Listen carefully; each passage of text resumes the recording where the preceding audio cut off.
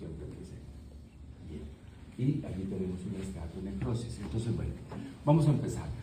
La necrosis. La necrosis, pues, es la muerte celular. Después, pues, vienen ciertos cambios y, pues, solo que vamos a mirar qué es lo que tenemos acá. Los tipos de necrosis. La primera y la más frecuente es la necrosis por coagulación. La necrosis por coagulación, mientras no se demuestre lo contrario, obedece a isquemia. Bien, el órgano donde obviamente con mayor frecuencia vemos necrosis por coagulación es justamente el corazón. Pero tenemos necrosis por coagulación en otros órganos, tenemos el pulmón, tenemos el sistema nervioso. Pero justamente la isquemia puede producirnos infarto en el sistema nervioso, pero ya quedamos que allí no hay necrosis por coagulación, sino necrosis linfohepática. Pero estoy hablando de los sitios donde hay necrosis, donde hay isquemia y que nos va a llevar justamente a un infarto como tal. Muy bien, en otros órganos donde vamos a encontrar, podemos ver el riñón, podemos ver el vaso, lo acaban de observar. Les mostré un ejemplo en clase de suprarrenales y aquí tenemos justamente infarto en la pared intestinal. Son casi siempre lesiones del intestino delgado. Por localización y por ciertos aspectos anatómicos, no es lo habitual que nosotros veamos extensas zonas de necrosis por coagulación en el colon. Podemos ver zonas más arqueadas, pero seguramente nunca ustedes van a observar un extenso compromiso como este que están viendo en el intestino delgado. Muy bien, ¿en qué quedamos? Quedamos que cuando hay necrosis por coagulación, en la necrosis por coagulación, como ustedes pueden ver, se conserva la armazón reticular. Ustedes ven que esto es un riñón con superficie de corte de riñón, pues que hay una zona isquémica que es diferente. Bien, en los órganos sólidos quedamos que la necrosis por coagulación la vamos a observar pálida, ya lo dijimos, y en los órganos esponjosos y en las paredes, como en este caso, pues lo vamos a observar hemorrágico. Cuando veamos los casos de tromboembolismo pulmonar, justamente vamos a observar que el cambio es también hemorrágico. Bien, esto en cuanto al aspecto macroscópico. Algunas veces, pues vamos a observar, como en este caso que les mostré, vamos a observar un borde hiperémico. Y evolutivamente, después del infarto, seguramente podemos encontrar zonas de fibrosis, zonas como cicatrices, que muchas veces nos plantean, si pasó desapercibido el diagnóstico, como en este caso del riñón, nos van a plantear el diagnóstico diferencial con algunas patologías inflamatorias crónicas. Léase pielonefritis crónica. Ese es un diagnóstico diferencial que vamos a tener. Muy bien. Entonces, les tengo... Perdón. En ese caso, ¿Quién está hablando? En ese caso el infarto, el resto del órgano sigue funcionando normal. Sí, funcionando normal, sí, señor. Exactamente. Perdón. ¿Cuánto tiempo tiene ¿Quién? que pasar de isquemia para que se dé la necrosis? ¿Cómo así? ¿Cuánto tiempo debe pasar? Buena pregunta. Aquí, a ver, muchas veces los cambios no son inmediatos. Si tú haces una autopsia de un paciente que recién fallece cuando le da el infarto agudo del miocardio, es probable que no encuentres ninguna imagen, ni macro ni microscópicamente. Si vengo a este que tenemos acá, los cambios empiezan a aparecer a las 8 horas, que usted los reconozca a simple vista ya mirando. Aquí en este riñón seguramente yo debo esperar 24 horas, debo esperar un día para que yo empiece a ver imágenes ya reconocibles a simple vista. ¿Sí? Pero en cada órgano es diferente y depende pues, del tipo de órgano, del tipo de circulación y de la calidad de la vasculatura que tenía el paciente previamente. Pero para que tengas una idea, 8 horas acá, 24 horas. No, en el corazón, a ver, niños, me les van a enseñar durante una clase qué pasa a la hora, a las 2 horas, a las 3, a las 4 y qué pasa desde el punto de vista micro, etcétera, etcétera. Esto no es competencia de hoy. Lo que yo quiero es que aprendan a reconocer a simple vista la imagen macroscópica. Para ustedes siempre es más atractivo lo que no les toca. Lo entiendo perfectamente. Cuando estemos viendo apendicitis aguda y hablamos de un pocotón de cosas, Profe, ¿y la técnica quirúrgica? No me interesa porque no me la sé. Sé que hay que sacar el apéndice y punto. Cuando estén en cirugía les preguntan allá, entonces allá ustedes van y le preguntan al cirujano cuál es el criterio histológico para decir apendicitis aguda. Yo los conozco. Ok, muy bien. Pero no pasa nada, yo estoy preparado. Muy bien. Listo. ¿Alguien más? Profe, Sí, dime. te iba a preguntar si ese tiempo se acelera, digamos, en los bebés, porque bebés que duran como un cierto tiempo con hipoxia siempre los mandan a neurología. Sí, pero lo más poco, o sea, lo menos pensando en isquemia, ¿no? Justamente en los bebés seguramente el cambio, cuando hay esos problemas de hipoxia, van a aparecer una patología que es grave, que se llama enterocolitis necrotizante, ¿sí?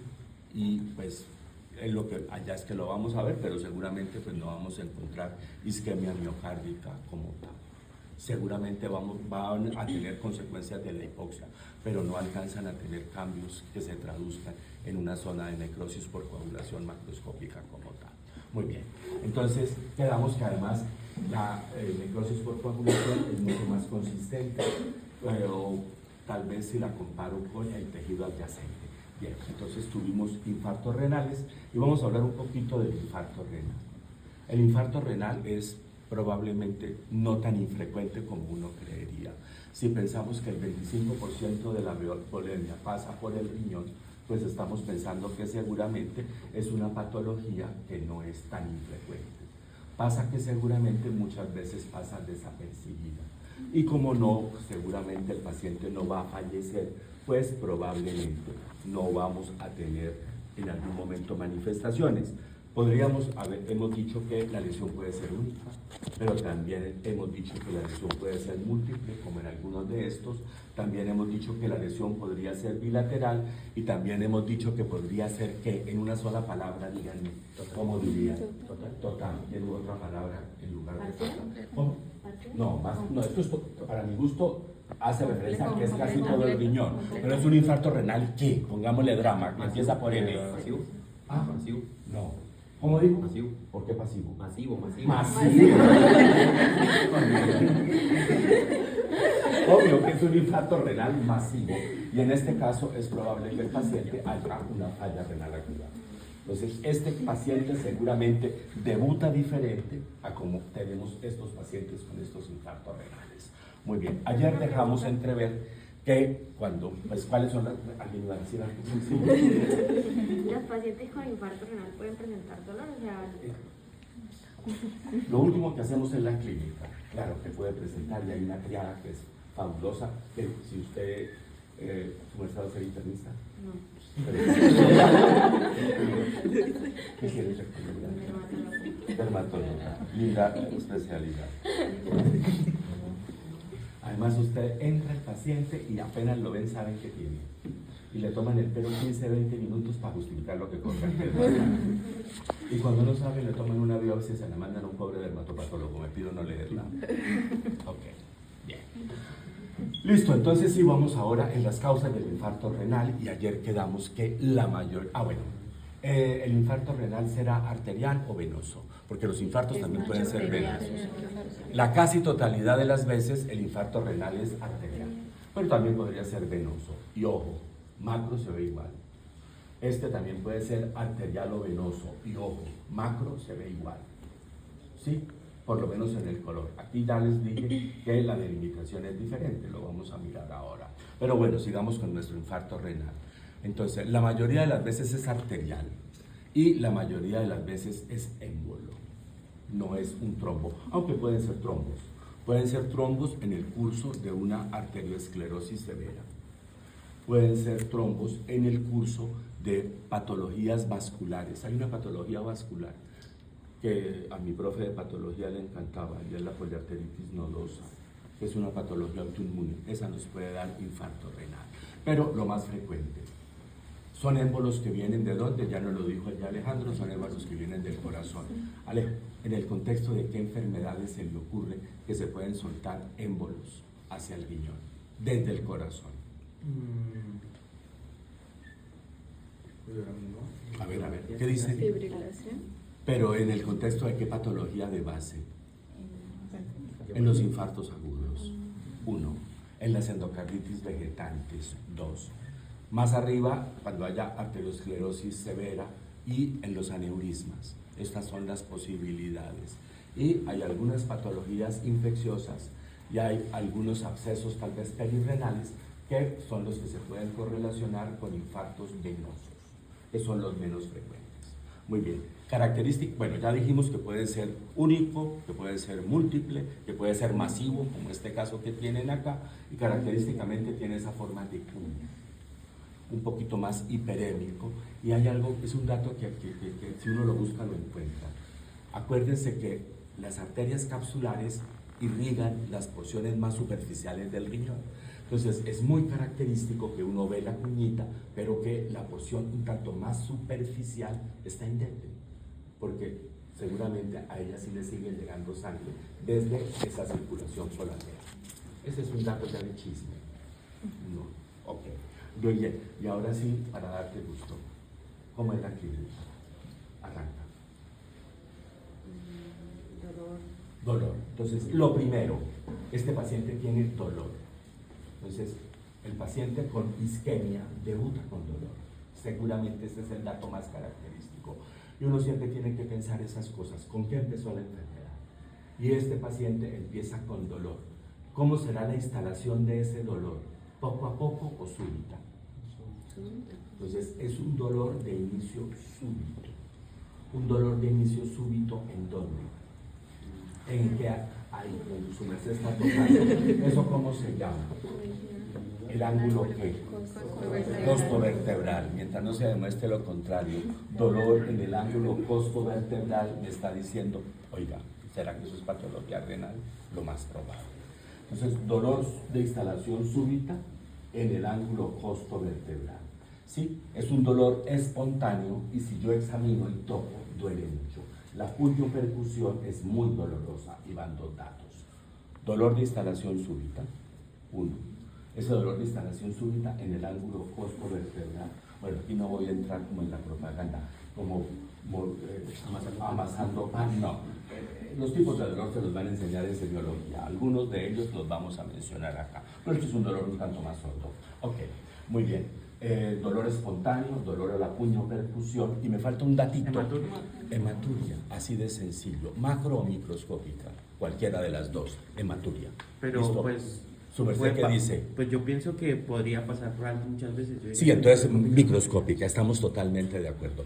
Yo dije que macro podría ser, pero lo habitual es lo que usted está diciendo con muy buen criterio, que es una hematuria microscópica. Sí, señora. Entonces, profe, cuando pasan desapercibidos, ¿es que no generan dolor o generan...? No, generan dolor, pero piensan que es cualquier otra cosa. ¿Cuántas veces?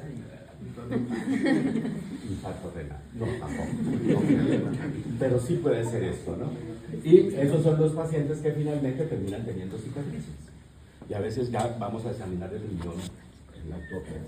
Entonces el riñón completo seguramente nos va a llegar, o lo vamos a ver es en una autopsia. Vamos a ver unas cicatrices y ahí tengo yo que hacer el diagnóstico diferencial contra pielonefritis crónica. Cuando estemos viendo pielonefritis crónica se darán cuenta que la pielonefritis crónica solo se parece a la pielonefritis crónica. Sí, pero bueno, el libro dice que se pueden confundir con cicatrices y quedó claro el infarto renal, ¿cierto? Necrosis por coagulación. Se conserva la armazón reticular. El tiempo, 7:26. porque es que no doy macro hace más de 6 meses. Entonces hoy estoy muy contento. Es la primera macro después de mucho tiempo. Es la primera vez que después de dar la primera clase 3 horas, no terminé con dolor de garganta, porque pues me desacostumbro. El día que tenga que usar microscopio, no, el día que tenga que usar micrófono, me lo digo. La vez pasada en la entrega de batas, en el Luisa Calvo, intenté hablar sin, no fui capaz. No, ya no alcancé. Okay. Hasta ya no me dio. Muy bien. Entonces, dime. Eso también daría disfunción renal. Que si da aquí me pregunta, buena pregunta, ¿ustedes creen que da disfunción renal? ¿Ustedes creen que eleva BUN, eleva creatinina? Probablemente no. Okay. Muy bien, pero obviamente el masivo sí. Pero como característico y típico, que ya alguno me lo preguntó, no, seguramente no le va a dar. Exactamente. Bien, salvo que tenga una patología renal de base. Entonces ya es distinta la cosa. Muy bien. Pero ese infartito como tal, que es tu pregunta, no. Ok. Listo, ahora me voy al vaso y en el vaso pues justamente también tienen ustedes aquí infarto esplénico y aquí la causa pues dijimos que también la mayoría de las veces, casi por no decir que siempre, es arterial. ¿Qué más podemos decir? Que la mayoría de las veces, y mientras no se demuestre lo contrario, es émbolo. Y lo otro que podemos decir es que eventualmente pueden ser trombos in situ de algunas patologías primarias como tal del vaso, no es lo habitual. Mientras no se demuestre lo contrario, son embolizaciones desde luego que vienen del corazón y con mucha frecuencia, casi que parte integral de una patología grave, infecciosa que da en las válvulas, que se llama endocarditis vegetante bacteriana. Parte integral de la endocarditis vegetante bacteriana es que suelte embolitos justamente al vaso. ¿Y qué tipo de infarto se produciría en estos pacientes? Son trombos, son émbolos que llegan al vaso, pero el émbolo va cargado además de ¿qué? De bacterias. Luego, seguramente es una necrosis por coagulación que rápidamente se puede abscedar. Entonces, a ese infarto le tienen un apellido interesante. ¿Séptico? ¿Quién dijo séptico? Sí, Isa, muy bien. Son infartos sépticos. Muy bien. Ok. Listo. Ahí nos vamos entendiendo. Muy bien. Si dentro de un mes le toman un corte a este tejido, ya evolutivamente, ¿qué van a ver? ¿Qué tejido? En una sola palabra. Tejido fibroso. Acuérdense lo siempre. Tejido fibroso. Muy bien. Entonces, tuvimos estos ejemplos de necrosis por coagulación. Quedamos que en el sistema nervioso, no sin conocer la causa exacta, la isquemia produce licuefacción del tejido. No tengo para mostrarles hoy un infarto, no mentira, se los voy a mostrar en directo. Aquí digo mentiras. Puedo decir que después me llegaron que compré uno. Bueno, antes yo decía que en Mercadefan, ahora toquen de uno o en Ara. Por eso cuiden estas piecitas, porque este museo que tenemos es una maravilla. Yo conozco los museos que tienen en otros lados. Y pues de verdad que este es un museo que es privilegiado. De las piezas microscópicas